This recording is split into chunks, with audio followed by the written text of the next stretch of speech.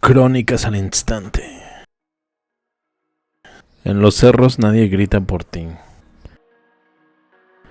Relato de un soldado republicano zacatecano, 1864-1867.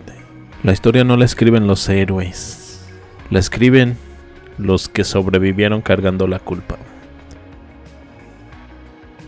Dicen que la guerra hace hombres. Mentira. La guerra te quita el nombre, te vuelve sombra, y cuando termina ya no sabes cómo regresar a ser persona. Yo soy Eusebio Navarro, Chevo, para los amigos, del 6º Batallón de Infantería Republicana, zacatecano de cerros, polvo y maguey. Y esto que voy a contar no lo vi en libros.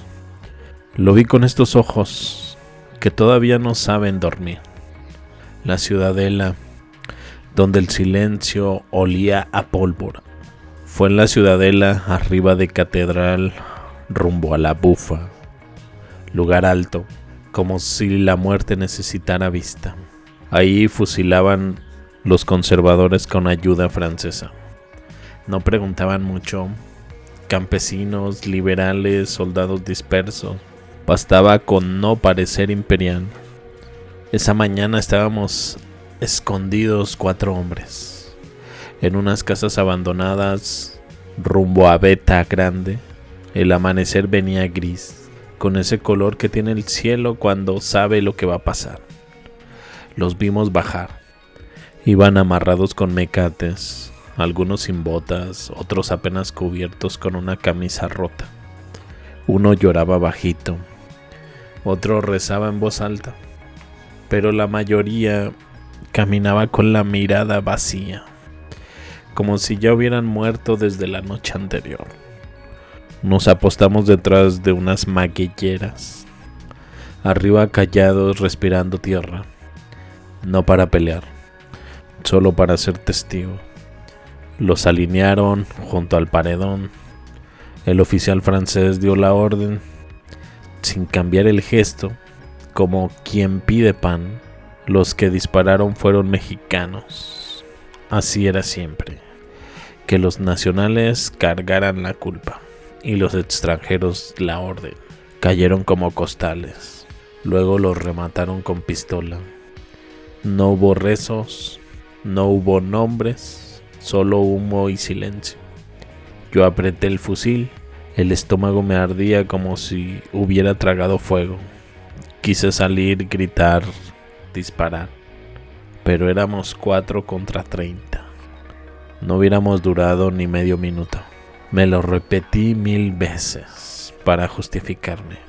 Aún así todavía sueño con esas balas, que no salieron de mi arma, pero me atraviesan igual.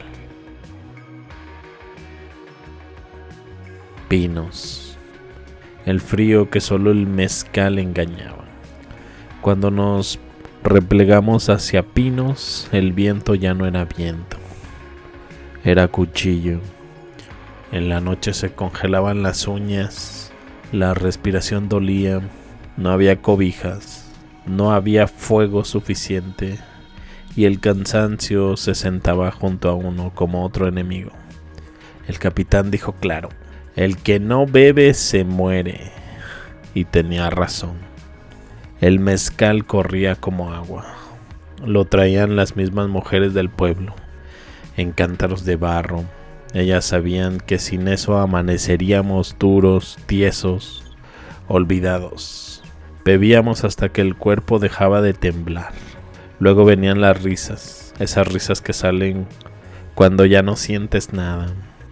Siempre alguno terminaba llorando por su madre, por un hermano, por un compañero que ya no estaba.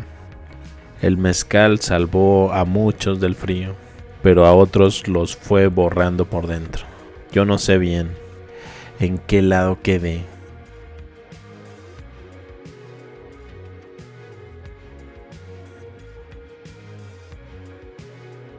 El plateado, las mujeres que nunca debieron tocarse.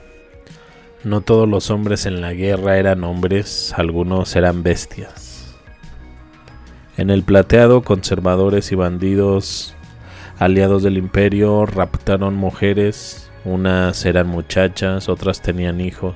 Una gritó tanto que se quedó sin voz. Cuando llegamos ya era tarde. Solo habían huellas, caballos, puertas abiertas y un silencio que pesaba más que el plomo. Esa noche nadie durmió. Don Trinidad García de la Cadena dio la orden de salir de inmediato. No se podía quedar ni uno ahí, mirando lo que la guerra había hecho. Tuvimos que dejar atrás llantos, casas rotas y hombres que no podían levantar la mirada. A la guerra le gusta arrancar lo poco limpio que queda del alma. Y ahí nos arrancó otro pedazo. Dicen que peleábamos por la república, por la patria, por la libertad. Pero en los cerros, cuando cae la noche, nadie grita por ti. Y eso también es la guerra.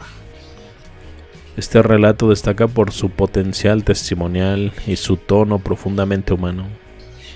La voz de Eusebio Navarro no se presenta como la de un héroe épico, sino como la de un sobreviviente marcado por la culpa, la impotencia, lo cual rompe de forma eficaz con la narrativa oficial y glorificada de la guerra. La prosa es sobria, directa y cargada de imágenes sensoriales. El olor a pólvora, el frío que corta como cuchillo, el silencio posterior a los fusilamientos, que anclan el texto en una experiencia corporal y emocional intensa. Esta elección estilística refuerza la verosimilitud del testimonio y sitúa al lector como testigo incómodo de una violencia cotidiana y normalizada. Uno de los mayores aciertos del texto es su crítica implícita a las jerarquías del poder y a la guerra como mecanismo de deshumanización. La escena de la ciudadela donde los fusilamientos son ejecutados por mexicanos bajo órdenes francesas condensa una reflexión política profunda sin necesidad de explicarla. La culpa delegada, la obediencia forzada y la violencia administrativa como rutina. Del mismo modo, el episodio de Pinos utiliza el mezcal no como folclore, sino como símbolo ambiguo de la supervivencia y autodestrucción, mostrando cómo incluso los recursos que salvan el cuerpo pueden erosionar el espíritu. Finalmente, el texto alcanza su mayor fuerza ética en el episodio El Plateado, donde la guerra deja de ser enfrentamiento armado para convertirse en barbarie contra los indefensos. Aquí el silencio, las ausencias y las huellas sustituyen a la acción directa, una decisión narrativa acertada que evita el morbo y potencia la indignación. El cierre en los cerros, nadie grita por ti, funciona como una sentencia amarga que resume toda la experiencia. La soledad del combatiente, la indiferencia del entorno y la falsedad de los grandes discursos en conjunto. El relato no busca explicar la guerra, sino desnudarla. Y en esa honestidad radica su mayor valor literario y moral. Este relato nos obliga a recordar que la guerra no termina cuando callan los fusiles. Continúa en la memoria de quienes sobrevivieron, en las culpas que no aparecen en los monumentos y en los silencios de la historia oficial, que prefieren no nombrar. Nos invita a reflexionar sobre cómo los grandes ideales, patria, libertad, orden, suelen justificarse con la vida de los anónimos, de aquellos por quienes nadie grita en los cerros, y nos confronta con una pregunta incómoda pero necesaria. ¿Qué precio humano estamos dispuestos a aceptar cuando decidimos que una causa vale más que la dignidad de las personas? Déjame tus comentarios. Me despido y los veo más adelante con más información. Hasta luego.